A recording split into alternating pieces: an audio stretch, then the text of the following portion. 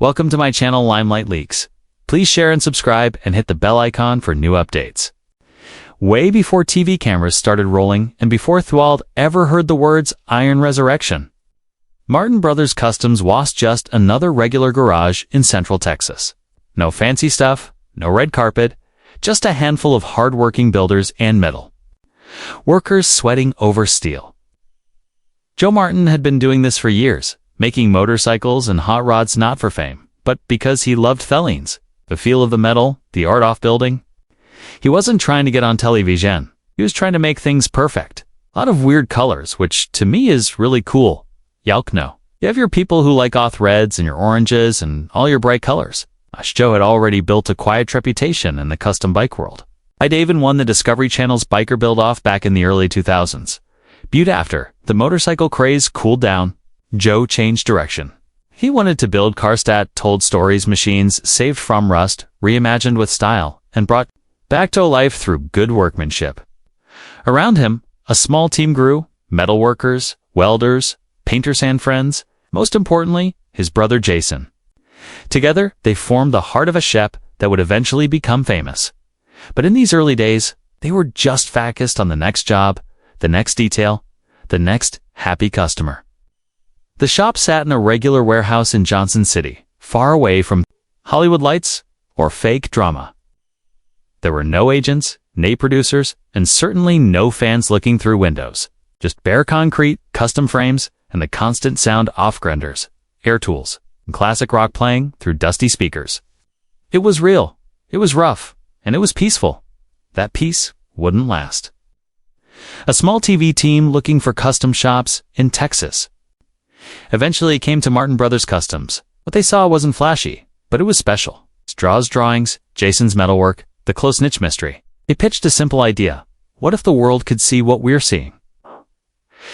Joe didn't jump at it. He waited. TVOD ruined more shops than it helped. But something about this pitch felt different. It promised no fake drama, no shouting, no fake deadlines. Just builds, family, and honesty. Joe took the meeting. Jason stayed quiet. The first spark of Iron Resurrection was lit. Joe Martin may be the face of Iron Resurrection, but his brother Jason is rock-solid foundation. Quiet, commercial, and always focused. Jason isn't just a behind-the-scenes player. He's the man who makes the shop run like a machine. Together, Joe and Jason form a bond that's as much about blood as it is about bolts. But like all creative partnerships, especially those with family, things weren't always smooth. Insiders say that early in Thozo's production, tensions began to build, not from fame or big egos, but from pace and pressure. Joe had an artistic vision for its build, while Jason cared most about structure and getting things done. TV deadliness first, fast turnarounds, and compromises to be made. There were times we just didn't talk. One team member quietly shared. They'd get into it over bottlings or budget or timeline, but they'd always settle it without a big fight. Their creative disagreements were never about vanity. They were about protecting the shop standards and keeping their family's name off the list of shops that failed under the weight of reality TV. What viewers saw was harmony. But behind the curtain was the delicate balancing act of two perfectionists, trying to stay true to the craft without losing their connection. It worked because everything. They trusted each other. Moss fans don't know this. Iron Resurrection was sent the Martins' first chance at Elijio. Years before the show started on Motor Trend, Joe Martin was approached by producers looking to cash in on the post-American chopper era of custom builds, but Joe said no. Hard, I reportedly told one producer. I don't want to be famous for throwing wrenches.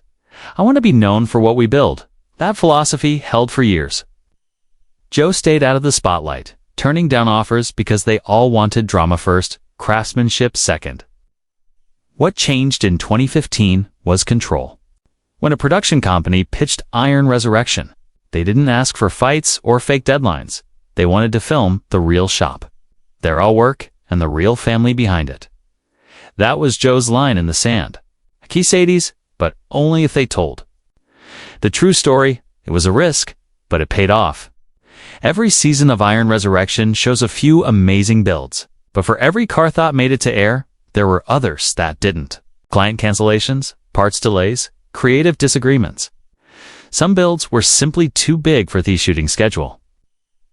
Others were quietly scrapped mid-project when costs got too high or deals fell apart.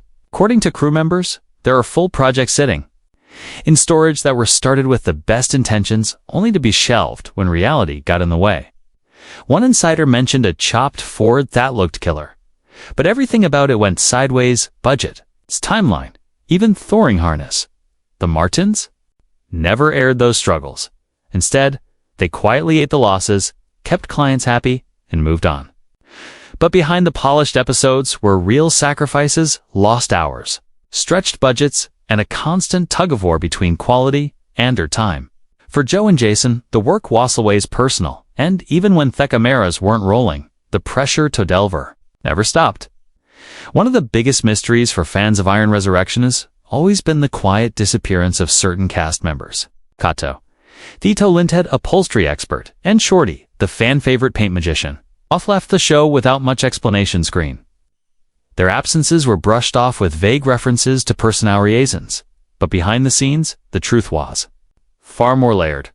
Sources close to the shop suggest that burnout played a big role. Long filming days, endless retakes, and tight build deadlines took their toll. This wasn't just a yo banamore, it was a production, said one former crew member. Add to that the pressure of keeping real customer satisfaction and television pacing, and you had a recipe for tension. There were also whispers of contract disagreements and creative differences with the producers' issues that had nothing to do with Joe or Jason directly, but still affected team morale. Yet true to form, the Martin brothers never aired any dirty laundry. There were no dramatic rules, no on-camera blowouts dot in their eyes. Keeping quiet was a sign of respect for the people they worked with and for the show itself. And that silence, it spoke volumes about the kind of leaders they were, ones who valued loyalty more than limelight.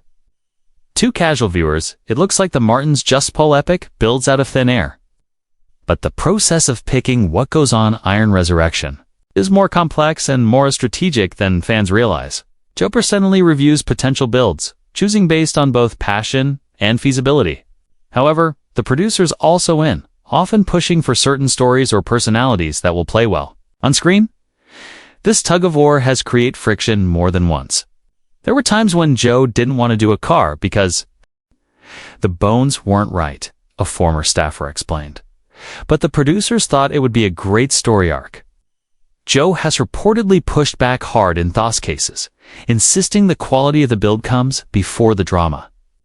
He's even walked away from projects mid-discussion if they didn't meet the shop standards. The result? A show that, even under the constraints of television, still reflects Joe's vision. Every car that airs isn't just good for ratings. It's something the shop is proud to put its name on. While Joe handles the spotlight, Jason Martini's the quiet engine behind the machine. He avoids interviews, rarely takes credit, and is almost invisible during media days. But according to those who work with him, Jason is the one holding everything together. Jason oversees the two-day operations, manages workflow, balances deadlines, and most importantly, keeps egos in check. Team members see us the guy who can spot a problem, it becomes a crisis. The one who steps in when tools fly or tempers flare. He doesn't yell, he doesn't flex. One a mechanic said. He just fixes it quietly. His reputation for precision, ice and matched, whether it's chassis alignment, metalwork, or simply keeping the crew on schedule. Jason is known for Bienshackle. That stability is part of why the shop hasn't collapsed under the weight of fame, production stress, or internal politics. If Joe is the visionary, Jason is the architect, and without him, Iron Resurrection wouldn't just look different, it might not exist at all. When Joe and Jason Martin walk into Martin Brothers Customs, they're not just co-workers, they're family. And while that bond is part of what makes Iron Resurrection feel so genuine, Al-Sahat raises the emotional stakes behind scenes. Working alongside your sibling in a high-pressure, high-visibility environment brings challenges most business owners never face. There's no off switch at the end of that day. Its disagreements don't always stay a shop. It's family dinners, holidays, and personal. Time can easily be tainted by lingering tension from a stressful build or a bad day with the production crew. It's a tightrope, one former staff revealed. You're balancing business, blood, and now television. It's a lot to carry. And unlike other reality shows, thrive on sibling drama. The Martins made a conscious choice to keep their spirit. They knew that a single televised blow-up could damage not just Hair's show, but their family. So when stress hit its peak, they took it outside his camera's view. So they'd shut the office door, hash it out quietly, and walk back onto set with composure. That's not just professionalism, that's protection of family and brand alike. After season 4, rumors swirled that Iron Resurrection might now return. Behind these scenes, Joe and Jason were serious like inside, pulling the plug. The pressure was mounting. The deadlines we're exhausting, and the constant scrutiny from both producers and the public was wearing thin. The brothers never expected fame, only to build good machines. Little Vision had made that harder, Thanavir. There were also creative disagreements with the network. Producers wanted more drama, quicker turnarounds, and tighter production timelines.